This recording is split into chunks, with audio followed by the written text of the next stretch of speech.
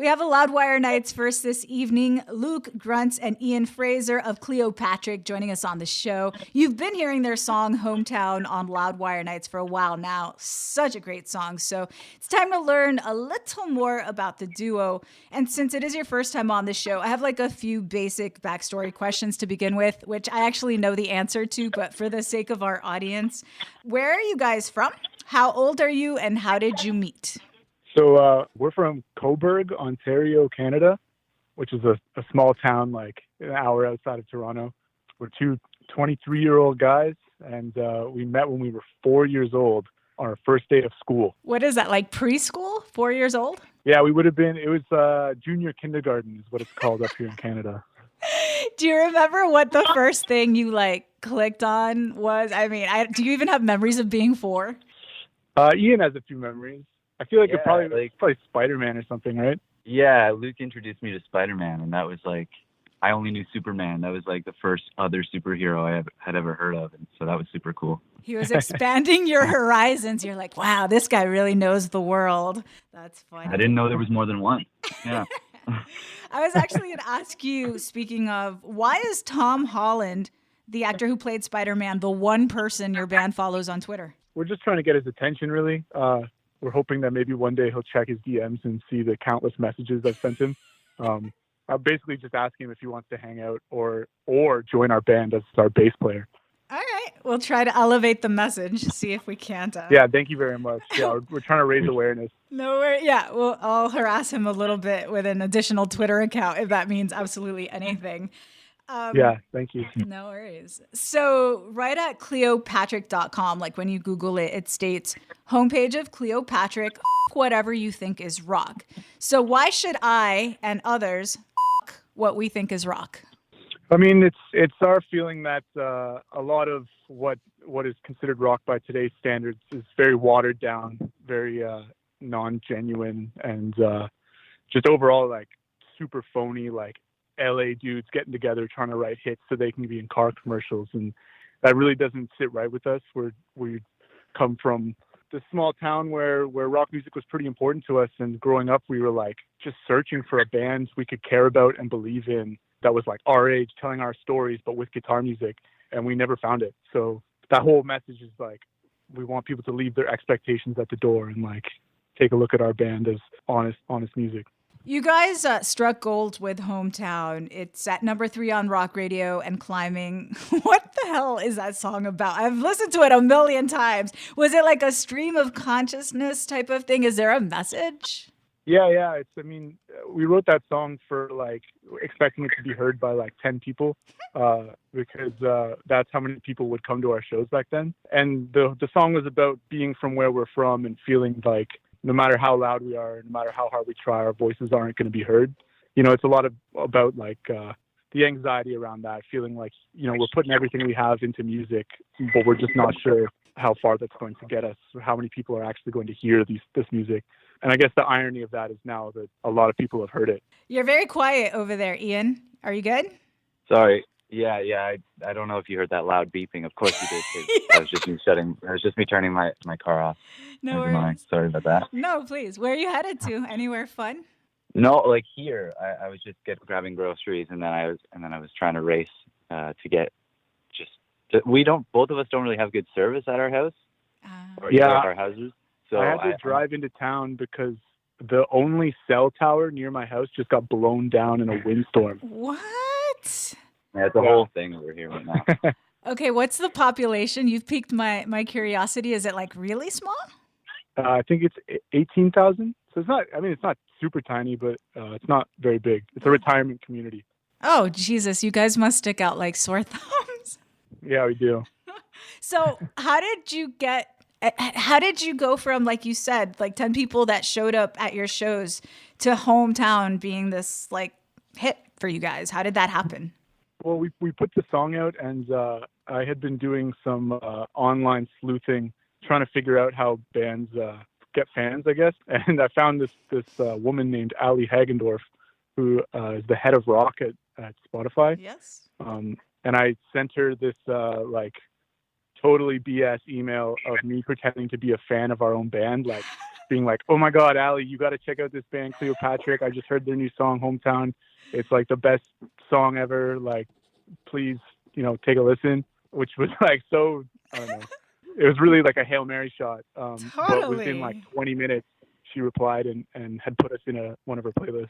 Wow. Yeah, it worked. I saw you guys on the Rock This playlist. That's funny. Wow. That's crazy. Yeah, I've never heard a story like that before.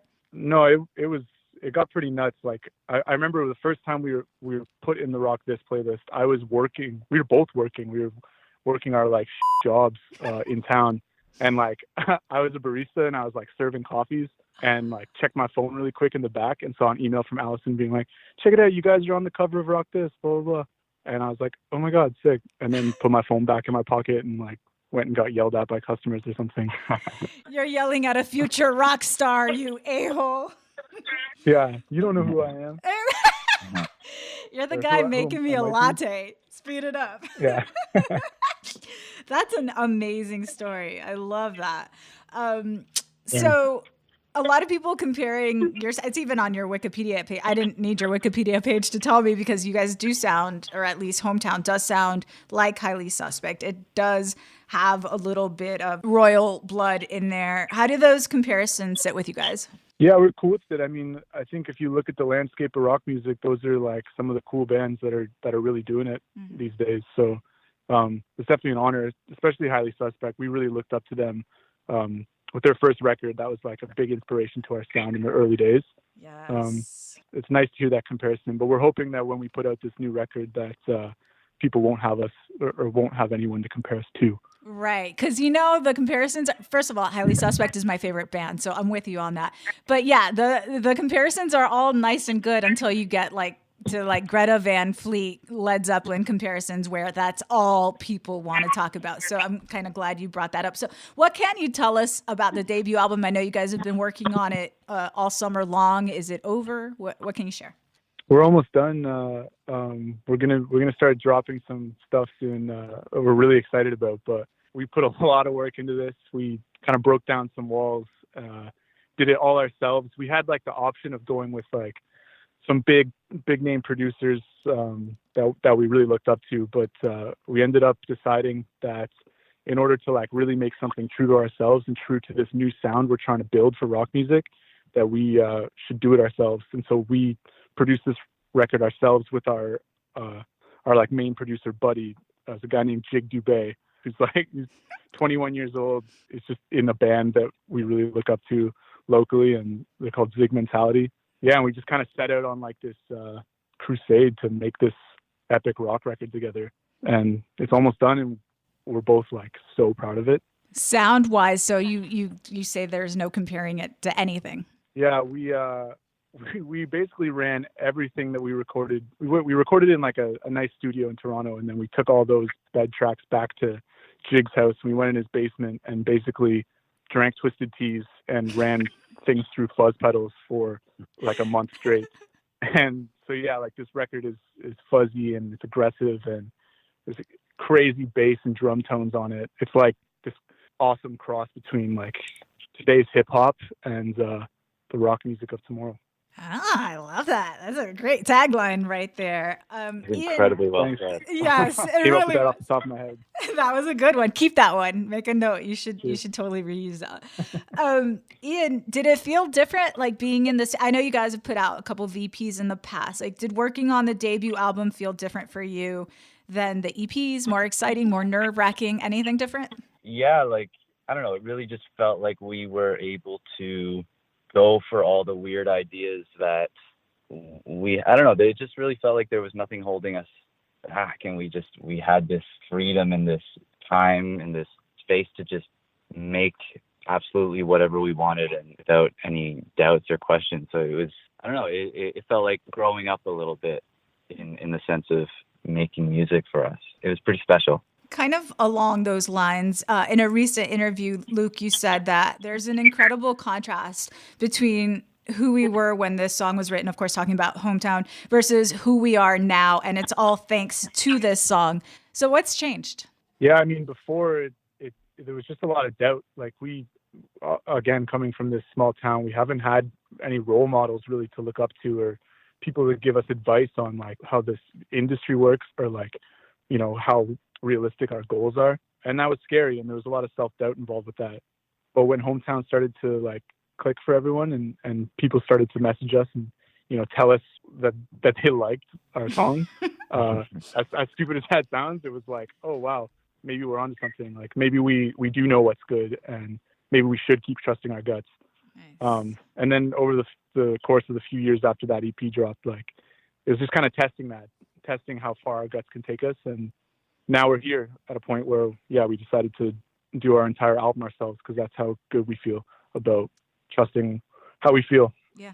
Do you have a timeline or a season or a month or at this point a year, 2025, when COVID is over, when that you anticipate the album will be out? Yeah, like COVID definitely switched things up for us a little bit, but we feel really strongly that like the night this album comes out, we want to be in a basement somewhere with a bunch of our friends playing a show and celebrating. And so like, I mean, we're obviously not going to wait 3 years to drop this record, but we are going to wait till it feels as good as possible. And so we can have like some kind of a mosh pit. You're like, a maskless show would be ideal. If we could figure that out, that would be great. Oh yeah, makes sense. Yeah, exactly. Seriously. What is Rock Mafia? Like, you guys keep writing it. What is it? Who's a part of it? Who can join it? So the new Rock Mafia is a collective we started up here in Canada with two other bands. It's us, a band called Zig Mentality. That's Jig, producer's band. And then Ready the Prince.